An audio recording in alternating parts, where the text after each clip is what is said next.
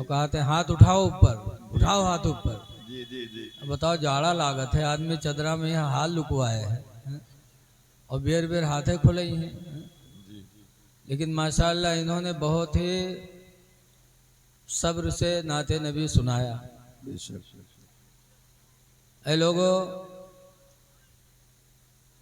बहुत इस वक्त को कीमती समझो। बस 2-3 घंटा आपको यहाँ सिर्फ बैठना है और इसके लिए आपके हैदराबाद के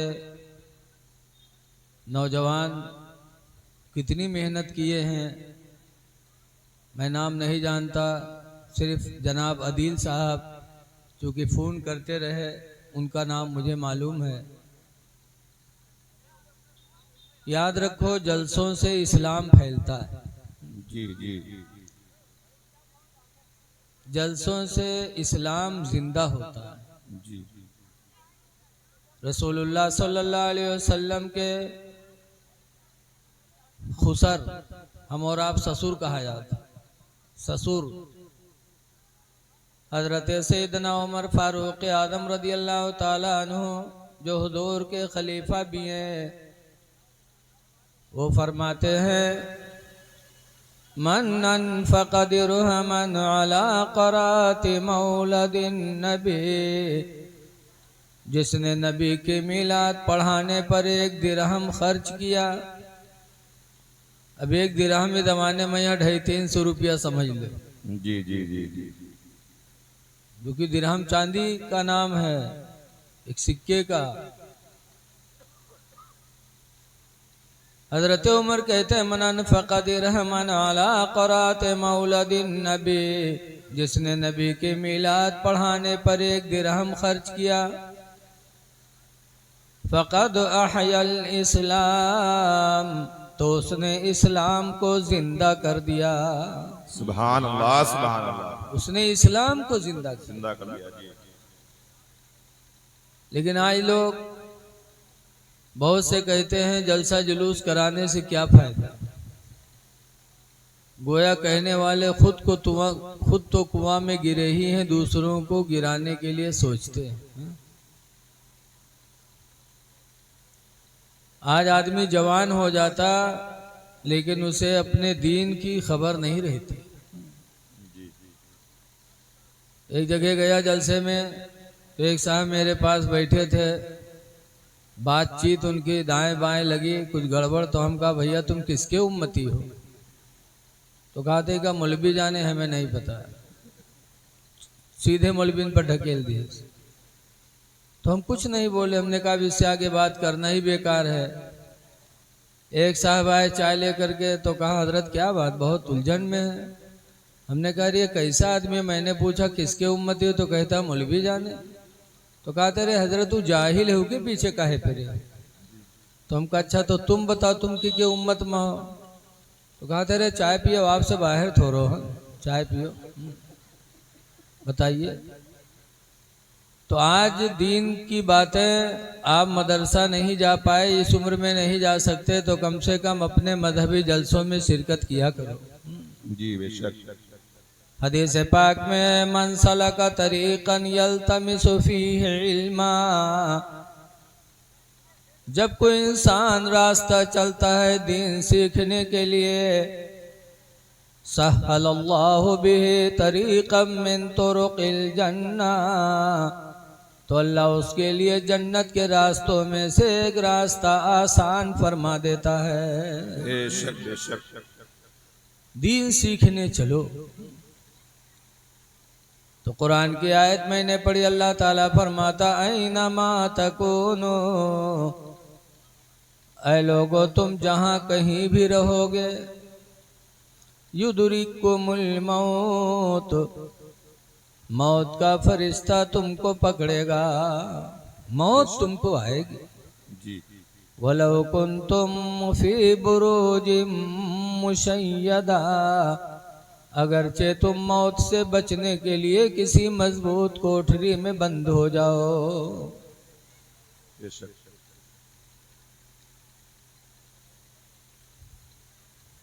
वलौ कुन्तुम फी बुरूजिम मुशय्यदा, अगरचे तुम मलकुल मौत से बचने के लिए किसी मजबूत कोठरी में बंद हो जाओ, लेकिन मौत का फरिश्ता तुम तक पकड़ेगा, तुम तक आएगा। देखिए, आज बहुत से लोग मौत की दुआ मांगते हैं। कब मांगते हैं? जब कोई परेशानी आती है। जब कोई परेशानी आएगी तो कहेंगे या अल्लाह हमको उठा ले, या अल्लाह हमको उठा ले। ये दुआ नहीं करनी चाहिए। मौत की दुआ मांगना मना है। कितनों भी मुसीबत में हो, लेकिन मौत की दुआ ना मांगो, या अल्लाह मुझे मौत दे दे। मौत तो बिन मांगे आएगी, मांगो या ना मांगो, वो तो आनी आनी है। ऐ लोगों, मुसीबतें आए तो सब्र करो। बेशक हदीस कुदसी है, अल्लाह का फरमान है, मेरे नबी फरमाते हैं, मल्लम यस्बिर अला बलाए, जो मेरी बलाओं पर सब्र न करे। मेरी तरफ से कोई बला आए और बंदा सब्र न करे। वलम यशकुर अला नामाए, और जो मेरी नेमतों का शुक्र अदा न करे, अल्लाह फरमाता है फलियखरुज मिन ताहति समाए, तो चाहिए कि वो बंदा आसमान के नीचे से निकल जाए। मेरा जमीन आसमान छोड़ दे, अल्लाह कहता है, निकल जाए। वलियतुलुब रब्बन सिवाए, और चाहिए कि मेरे अलावा कोई दूसरा रब अपना तलाश कर ले। अल्लाह के अलावा कोई दूसरा रब है? कोई है ही नहीं, तो किसको तलाश करो? इसलिए बलाओं पर सब्र करो, मौत की दुआ न मांगो। लेकिन जो मौत की दुआ मांगते हैं वो दिल से नहीं मांगते, सिर्फ ऊपर से। मरना कौन चाहता है जमाने में? मरना कोई नहीं चाहता। सच्ची हिकायत में लिखा है कि एक औरत थी, उसके इक्के लड़का, बुढ़िया और एक लड़का, वही उसकी जिंदगी का सहारा था। वो लड़का बीमार हो गया तो उसकी माँ बुढ़िया रात भर दुआ मांगे, या अल्लाह हमका उठा लो, लड़को को ठड़ियाए दो, या अल्लाह हमका उठा लो, लड़को को ठड़ियाए दो। रात भर बक्का पड़ोसिन के नींद हराम की है। भाई एक पड़ोसी एक दिन रात में काला कंबल ओढ़िस और बुढ़िया पर खौखिया एक दौरा। जब बुढ़िया दौरा तो बुढ़िया चारपाई से कूद के भाग। जब भाग तो उसका खरीदिस, रुक रुक।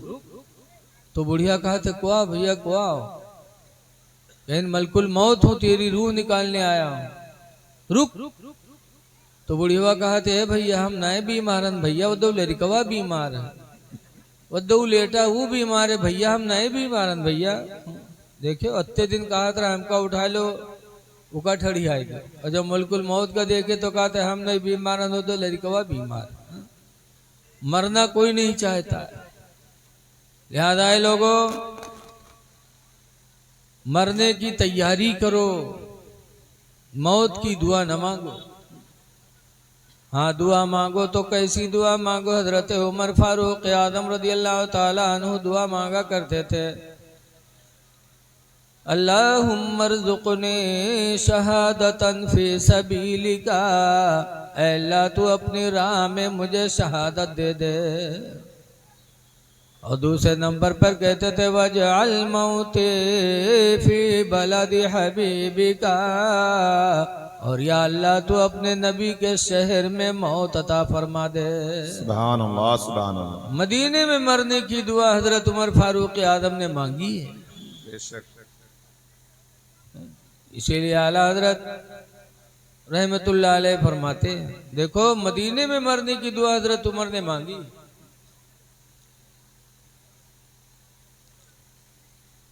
मक्का में मरने की दुआ क्यों नहीं मांगी? मक्का में तो खाने काबा है, मकाम इब्राहीम है, अरफात है, सफ़ा मरवा पहाड़ियाँ हैं। मक्का में मरने की दुआ नहीं मांगी, मदीने में मरने की दुआ मांगी, क्यों? इसलिए कि हुजूर की हदीस जानते थे। हुजूर ने फरमाया है, मम्मा तफिल मदीना, जो मदीने में मरा ईमान के साथ, फकुन्तु लहू यौमल क़ियामति शाफ़िअन व शहीदा, तो क़यामत के दिन मैं उसकी शफाअत भी करूँगा और उसके ईमान की गवाही भी दूंगा। सुभान अल्लाह, सुभान अल्लाह। मेरे नबी शफाअत करेंगे। इसीलिए आला हजरत इमाम अहले सुन्नत मदीने के बारे में फरमाते हैं कि तैबा में मर के ठंडे चले जाओ आंखें बंद। सुभान अल्लाह। तैबा में मर के ठंडे चले जाओ आंखें बंद, और सीधी सड़क ये शहर शफाअत नगर की है। सुभान अल्लाह, सुभान अल्लाह। बेशक मदीने में मरने वाले के लिए मेरे नबी शफाअत करेंगे। एक हदीस में है, और किसके लिए शफाअत होगी? हदीस पाक में अन जाबिर क़ाल क़ाल रसूलुल्लाह सल्लल्लाहु अलैहि वसल्लम, हजरत जाबिर से रवायत है, फरमाते अल्लाह के नबी ने इरशाद फरमाया, मन क़ाल हीन यस्मउ निदा, जिसने अजान सुन करके अजान की दुआ पढ़ ली। अजान सुनी और अजान सुनने के बाद कहा, अल्लाहुम्मा रब्बा हाज़िहि दावति ताम्मा।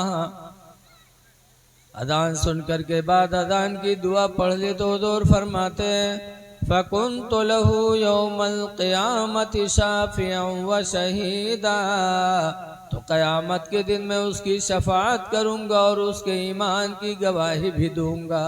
सुभान अल्लाह, सुभान अल्लाह। अजान के बाद दुआ पढ़ने वाले की शफाअत मेरे नबी करेंगे। बेशक। एक और सुनो, हुज़ूर फरमाते, मन हफ़िज़ अला उम्मती अर्बईना हदीसा, जिसने मेरी उम्मत को 40 हदीस पढ़ के सुना दिया, फी अम्री दीनिहा, जिन हदीसों में दीनी अहकाम थे, नमाज रोज़ा का हुक्म था, उन हदीसों को पढ़ करके जिसने मेरी उम्मत को सुना दिया, तो हुज़ूर फरमाते, बासहुल्लाहु फ़क़ीहन यौमल क़ियामा, तो अल्लाह ताला उस हदीस सुनाने वाले को क़यामत के दिन फ़क़ीह बना के उठाएगा। सुभान अल्लाह, सुभान अल्लाह। फ़क़ीह बना, फ़क़ीह मुफ्ती। आज जैसे कोई बड़ा इल्म वाला आता है तो हम लोग उसकी इज्जत करते हैं ना, ऐसे ही क़यामत के दिन 40 हदीस सुनाने वाले को अल्लाह ताला फ़क़ीह बना के उठाएगा। सुभान अल्लाह। ये अल्लाह की तरफ से इनाम है। हुजूर की तरफ से क्या इनाम मिलेगा हदीस सुनाने वाले को? हुजूर फरमाते, वकुन्तु लहू यौमल क़ियामति शाफ़िअन व शहीदा, और मैं उसके लिए क़यामत के दिन शफाअत भी करूंगा और उसके ईमान की गवाही भी दूंगा। बहुत हदीसों से साबित है कि आला हजरत रज़ी अल्लाह ताला अन्हु ने जो शफाअत का अकीदा हमको आपको बताया, कई हदीसों से साबित है। इसीलिए आला हजरत इमाम अहले सुन्नत फरमाते हैं कि उसवत दी है खुदा ने दामने महबूब को। सुभान अल्लाह, सुभान अल्लाह। बेशक। उसवत दी है खुदा ने दामने महबूब को, जुर्म खुलते जाएंगे और वो छुपाते जाएंगे। सुभान अल्लाह, सुभान अल्लाह। कई हदीसों से। लेकिन आज कुछ लोग हैं जो नबी की शफाअत का इनकार करते हैं। एक जगह तकरीर कर रहा था तो एक साहब खड़े हुए गए, कहें मौलाना कहा शफाअत बक्कत हो, कुरान में तो लिखा है मंजल लजी असफो, तुमको मंजल लजीस पो कहीं हाँ कोई कोई सफात न करे। तुमने कहा और आगे पढ़ो, आगे क्या लिखा है? जज़ाकल्लाह। तो कहते हम वहाँ हाफिज थोड़ो हैं जो तुमको पूरा कुरान सुने। हमने कहा हाँ, तुमको आधी आयत रटाई गई है, अगर पूरी आयत रटाई जाती तो तुम गुमराह न होते। जी बेशक बेशक। तुम्हारा अकीदा न बिगड़ता। अफसोस कि तुमको आधी आयत रटाई गई। आयत कतर कतर के तुमको बताया गया। ऐसे एक जगह तकरीर हो रही थी कि नमाज पढ़ो, बेनमाजी जहन्नमी है। तो एक साहब खड़े हो गए, कहते रहे मौलाना कहा वक़्त हो नमाज न पढ़ने वाला जहन्नमी कहा। तो और कुरान में तो लिखा है या अय्युहल्लज़ीना आमनू ला तक़रबुस सलाह, ऐ ईमान वालो नमाज के करीब न जाओ। कुरान कहता नमाज के करीब न जाओ, तुम कहते हो नमाज नहीं पढ़ोगे जहन्नम में जाओगे। तो हम कहा और आगे क्या लिखा है? तो वह यही बात बताई। इसके हम पूरे कुरान के हाफिज थोड़ो। हमने कहा अगर तुमको पूरी आयत याद होती तो तुम ये बोली न बोलते। अल्लाह ताला ने नमाज के करीब जाने से कब मना किया? अल्लाह फरमाता है या अय्युहल्लज़ीना आमनू ला तक़रबुस सलाह, ऐ ईमान वालो नमाज के करीब न जाओ। कब? वअंतुम सुकारा, दरा हाले कि तुम नशा में हो। बेशक बेशक। नशा में हो तो नमाज के किनारे न जाओ, वरना अल्लाह जाने का बक्को हुआ। नशेड़िन के का हाल है, कहूँ नालिम मूर्खों से पड़े हैं, कहूँ टराली में यह लटके पड़े हैं। नशेड़ियों का कौन ठिकाना? तो अल्लाह ने फरमाया नशा की हालत में हो तो नमाज के किनारे न जाओ। ऐसे अल्लाह ने फरमाया कौन है जो अल्लाह के नजदीक शफाअत करे? कोई नहीं करेगा। लेकिन आगे अल्लाह फरमाता इल्ला बिइज़्नी, मगर खुदा की इजाजत से। अल्लाह जिसको इजाजत देगा वो शफाअत करेगा। आज हालात बड़े गड़बड़ हैं मेरे भाई। आज ईमान के लुटेरे बहुत हैं। अब आज तो ईमान पर डाका मोबाइल के जरिए डाका डाला जा रहा है। जी जी जी जी। मोबाइल पे तरह तरह की बातें लोग डालते हैं। बात अपनी मन की लिखते हैं और आगे लिख देते हैं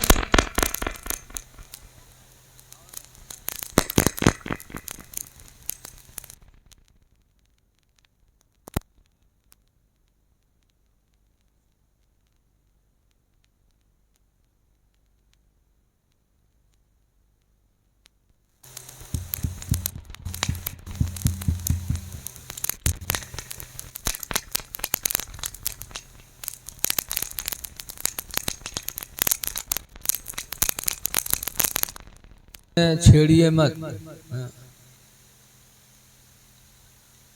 आज लोग मोबाइल पे अपने नफ्स की बातें लिखते हैं, अपने मन की बात, और आखिर में लिख देते हैं अल हदीस, अल कुरान। अब उसको देख करके आदमी बहकता है कि अरे कुरान में ऐसा है, हदीस में ऐसा है। ऐ लोगों, मोबाइल की बातों पे भरोसा मत करो। जब मोबाइल पे ऐसी कोई बात आए तो अपने मस्जिद के इमाम से मिलो, मदरसे के आलिम से मिलो कि हदीस कुरान मोबाइल में ऐसा आया, क्या है ऐसा? बड़ा फितने का जमाना आया है। आज रसूलुल्लाह की शफाअत से इनकार करते हैं। आयत कतर कतर के सुनाएंगे। अब आयत कतरेंगे तो ईमान रह जाएगा। दुनिया के सामान कतरे लागो तो सामान गायब है जी। जैसे बताते हैं नवाब साहब थे, नवाब साहब के ससुराल से दावत आई। सब दावत और होते, ससुराल वाली दावत बड़ी अहम होती। जब ससुराल से दावत है, नवाब साहब के पैजामा रहा पुरान, तो सोची नहीं यार ससुराल मामला है, लाओ नवा पैजामा सियाई ली। तो गए कपड़ा लेके आए पैजामा के, और दर्जी के पास लेके गए दीहिन। दर्जी बड़ा ईमानदार रहा, जत्ता कपड़ा रहा सबके पैजामा बनाए दी। अब जब नवाब साहब लाए नहाए के पहनी तो वहाँ पंजा वंजा सब गायब। तो कहीं वो दर्जी तो लंबा कही दी।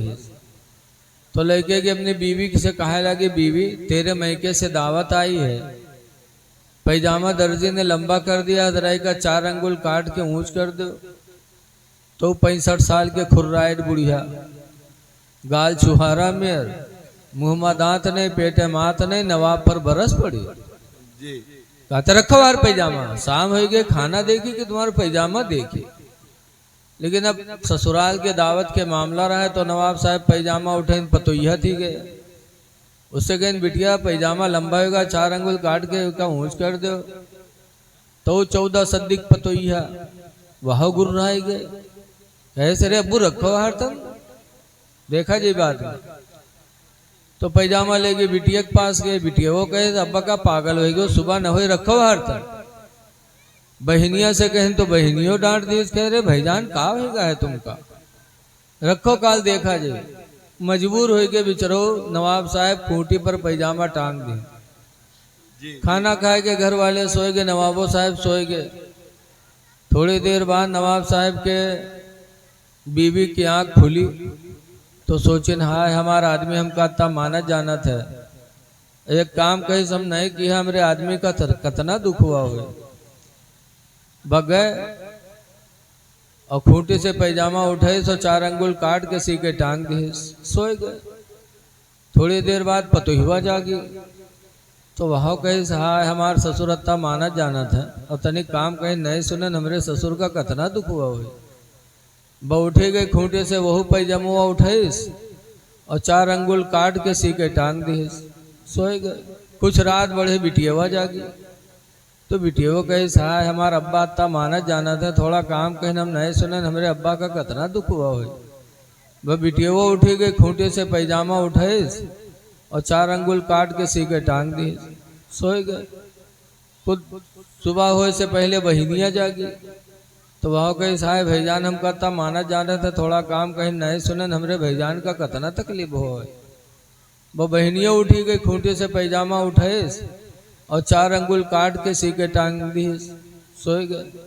सुबह जब भय तो नवाब साहब की बीवी कहा था अरे जाओ पैजामा सही कह दिया है पहन लो। अब नवाब साहब के खुशी ठिकाना नहीं, जल्दी जल्दी नहाए नो, नहाए के बाद गए खूंटे से पैजामा उठे, और जब पैजामा पहने तो पैजामा का हुआ नेकर हो गया जी। तब पैजामा, तब नवाब साहब अपन फुफड़ी पीटे लगे, कहीं हाय ला यू का हो गया। पैजामा कतरा गया तो पैजामा के बजाय नेकर हो गया, और कुरान की आयत कतरी जाएगी तो ईमान कहाँ रह जाएगा। जी सच्ची बात है बेशक। ऐ लोगों, कोई भी बात सुनो तो पूरी बात सुनो, अधूरी बात ना सुना करो। नबी शफाअत करेंगे। बहरहाल नबी से मोहब्बत करो, मोहब्बत रसूल ही सबसे बड़ी दौलत है। बेशक बेशक। आज आला हजरत का झंडा हर जगह लहरा रहा है, क्यों? मोहब्बत रसूल की बदौलत। बेशक हक है। आला हजरत जिंदगी भर यही कहते रहे, या रसूल अल्लाह तुम्हें जाना तुम्हें माना, न रखा गैर से काम। सुभान अल्लाह। तुम्हें जाना तुम्हें माना, न रखा गैर से काम। अलिल्लाहिल हम्द में दुनिया से मुसलमान गया। सुभान अल्लाह सुभान अल्लाह। अलिल्लाहिल हम्द में दुनिया से मुसलमान गया। उर्स कर रहे हो, कब्रों पे जाया करो। अल्लाह के नबी फरमाते ज़ूरुल कबूरा, कब्रों की जियारत किया करो। लिअन्नहा तुदक्किरुल आखिरा, इसलिए कि कब्र तुमको आखिरत की याद दिलाती रहेगी। बेशक बेशक। मौत याद आती रहेगी। कब्रों पे जाया करो, कब्रों की जियारत किया करो। बेशक। लेकिन जियारत करने जाओ तो कैसे करो? कब्र के पास खड़े होकर के बाअदब, और जो अल्लाह तुम्हें तौफीक दे पढ़ो, फिर दुआ मांगो। लेकिन आज हम कब्र पे खड़े हो तो किस तरह खड़े हो? दिल्ली में एक मज़ार है, हजरत महबूब इलाही निजामुद्दीन औलिया रहमतुल्लाह अलैह। हमारी जमात के बहुत बड़े मुहद्दिस गुजरे हैं हजरत मौलाना अब्दुल मुस्तफ़ा आज़मी साहब, जिन्होंने 25 किताबें लिखी। बहुत बड़े आलिम थे वो। हजरत महबूब इलाही निज़ामुद्दीन औलिया की मज़ार पे गए और हाथ बांधे फातिहा पढ़ रहे थे, और वही सामने मरकज है उन लोगन के। तो उमा में से एक साहब आए और ऐसे हाथ लटकाए और खड़े और मौलाना को घूर घूर देख रहे थे। मौलाना जान गए कि हमरे गुस्सा थे, लेकिन जब फातिहा पढ़ गए तब कहीं यार तुम क्यों गुस्सा कर रहे हो हमारे ऊपर? तो कहा गुस्सा कर रहे हैं, शिर्क कर रहे हो, और कहते हो गुस्सा हो रहे हैं। कहा क्या शिर्क किया मैंने?